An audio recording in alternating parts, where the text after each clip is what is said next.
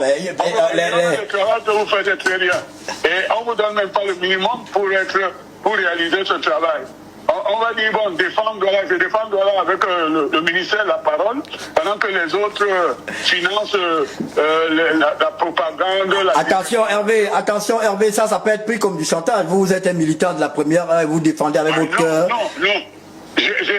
D'abord, puisque ça fait peut-être une décennie que je le fais, ça ne peut pas être un chantage.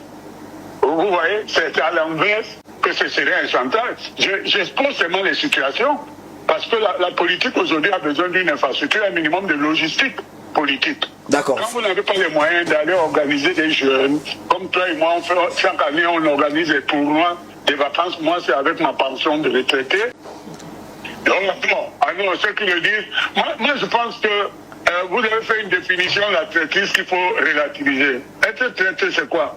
C'est trahir un engagement, une confidence. Mais vous n'êtes pas traître quand vous constatez l'évolution d'une situation et que vous dites que c'est pas comme ça.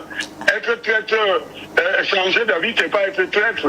Et faire la mise à jour de certains rapports avec certaines personnes, c'est pas la traîtrise. Je considère que quand je fais le constat d'une situation qui est contraire à l'ordre public, à mes convictions même ou à des engagements, j'en tire les conséquences et puis voilà, j'ai dit la situation a changé. Voilà. D'accord. Alors, Si vous voulez un traître, c'est celui que vous invitez dans la semaine depuis le Canada. C'est le prototype du traître.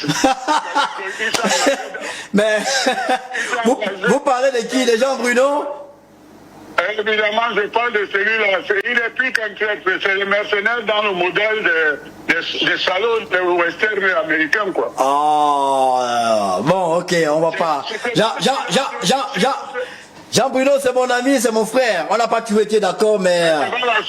C'est pas parce que c'est ton ami que ça me dispense de le qualifier pour ce que je... Mais, Hervé, vous alors... Dans ton bureau, il faut surveiller les documents parce qu'il va les photocopier pour en faire un business, quoi. Alors, Hervé, je vous ai entendu hier parler de ce qui fait le buzz sur la toile, l'histoire du match Cameroun-Russie. On va pas revenir sur ce que vous avez dit, mais on a une dernière information qui vient d'être publiée à 3 minutes par nos confrères de CFoot. Et dans mon métier, on dit que le confrère est une source. CFoot nous apprend ce matin que 4 joueurs,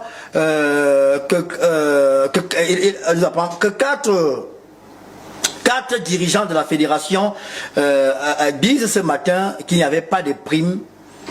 On a déclaré aux joueurs, je lis ce qu'ils ont écrit, la rédaction de CFoot a contacté 6 lions indomptables présents en Russie en 2023 pour le match amical, les interrogeant sur la question de savoir s'ils avaient perçu la prime. 4 ont confirmé que les dirigeants de la fédération leur avaient dit qu'il n'y avait pas de prime pour ce match-là. Les 2 autres ont déclaré ne pas vouloir se prononcer sur le sujet. Commentaire, Hervé. Oui, mais bon. Non, mais bon. Il y a une différence entre le fait de déclarer que le président de la fédération, les responsables auraient pris de l'argent des Russes et sont allés le mettre dans un compte au Qatar. Et je pense que ceux qui n'ont aucune maîtrise de la tuyauterie financière ou des transferts devraient être prudents dans ce genre de déclaration. Ça, c'est un fait. Et maintenant, quand vous parlez des primes, je ne suis pas outillé pour en parler puisque je suis moins expert que toi dans les couloirs des primes et tout. Mais le débat sur les primes existe depuis qu'il y a le football au Cameroun. Donc, ça, c'est un débat. Je ne dis pas qu'il ne m'intéresse pas parce que à chaque travail mérite son salaire, mais c'est secondaire pour moi. La deuxième chose qui m'a fait sortir hier du narratif qu'on voulait présenter, c'est quand on présente l'affaire Sinafoc contre Fetafoot, on oublie de dire que c'est Sinafoc qui s'est pourvu auprès des instances supérieures et que n'ayant pas reçu le succès de sa démarche, on l'a renvoyé à Fetafoot. Évidemment, moi, si tu m'amènes au tribunal et que tu as tort, si on me donne de donner ton sort, je s'applique une sanction. Bon, c'est un peu fort parce que j'aime bien Jérémy, mais bon, il a cherché ce qu'il veut. Pardon, vous avez dit c'est un peu fort, qu'est-ce qui est fort? Oh, je crois que 5 ans sur Jérémy pour ses états de service, c'est un peu fort. On aurait pu, en ce qui le concerne, se limiter à des blâmes ou...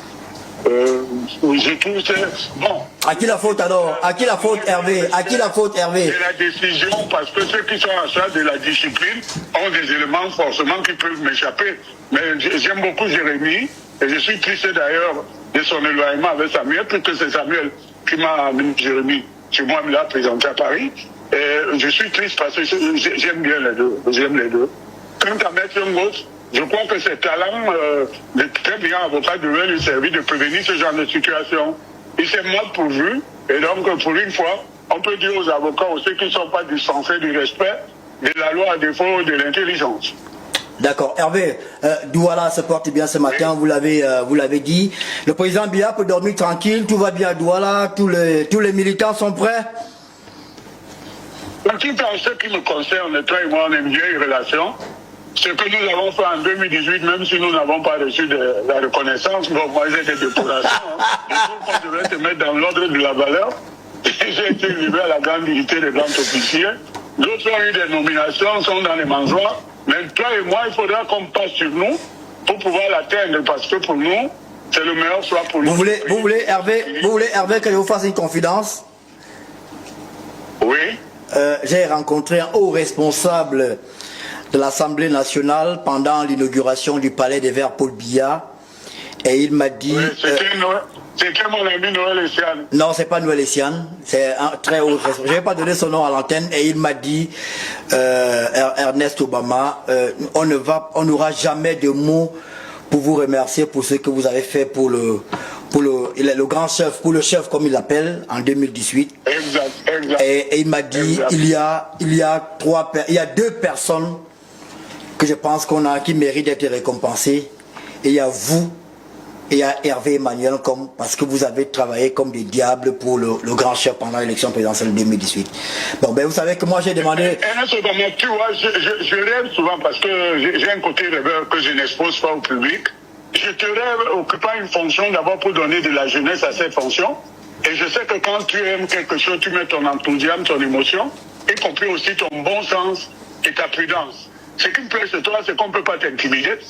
Et que quand tu es convaincu de quelque chose, tu vas jusqu'au bout de cette conviction. C'est ça qui commence à manquer au Cameroun. Les gens qui veulent des avantages de position, mais pas les inconvénients de ces positions. Et ne changent surtout pas. Mon jeune frère, nous allons voir le printemps de nos convictions et ça va aller comme ça. Moi, je suis un soutien du président Biya et je le soutiens par le cœur et la raison. Et pour cela, je sais qu'on ne peut pas me pressionner.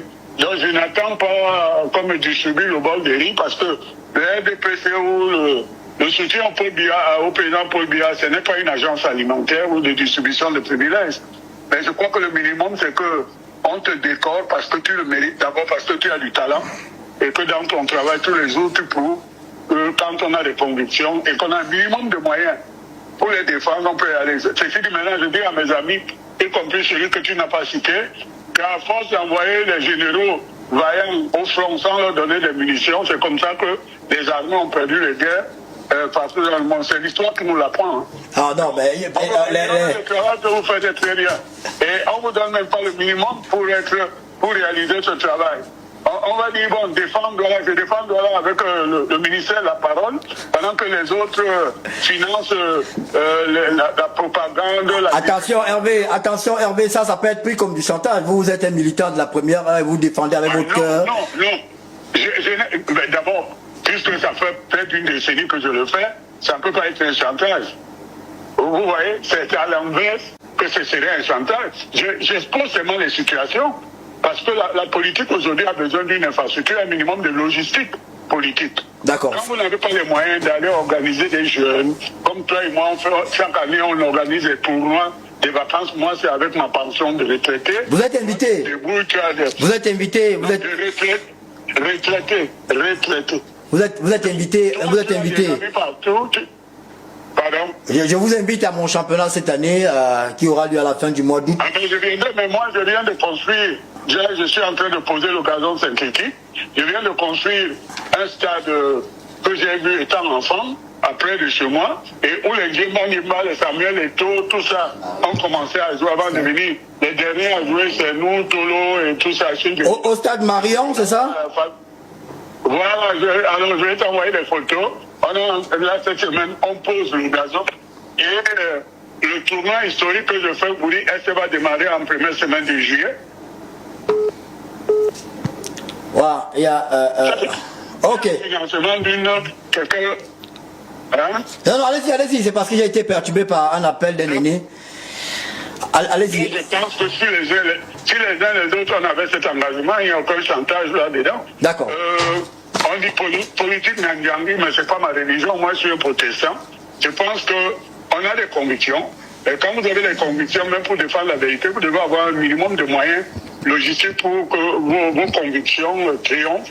Et parce qu'en face, on va utiliser la tricherie des compagnies. Tu vois, quand on m'a déclaré que je ne peux pas être candidat parce qu'on m'avait déclaré chinois au Conseil constitutionnel. Tu te souviens, tu m'as appelé le jour-là, tu fais partie des rares personnes qui m'ont dit ce qui s'est passé là est inacceptable. On a dit, bon, on a tout le temps de voir venir. Et c'est passé, hein, même si on prolonge les mandats des parlementaires, j'ai été discipliné, je n'ai pas fait comme certains, parce qu'ils n'ont pas eu une nomination dans un service, ils commencent à dénigrer ce qui a été, d'après les apparences et les convictions. Donc, ne t'inquiète pas pour moi, tant que j'ai le souffle de vie, mon premier soutien, c'est ma foi de presbytérien. Et la justice comme impose cette fois-là, et la vérité font que je ne peux pas dérailler, n'aie pas peur, Ernest. Merci Hervé. On va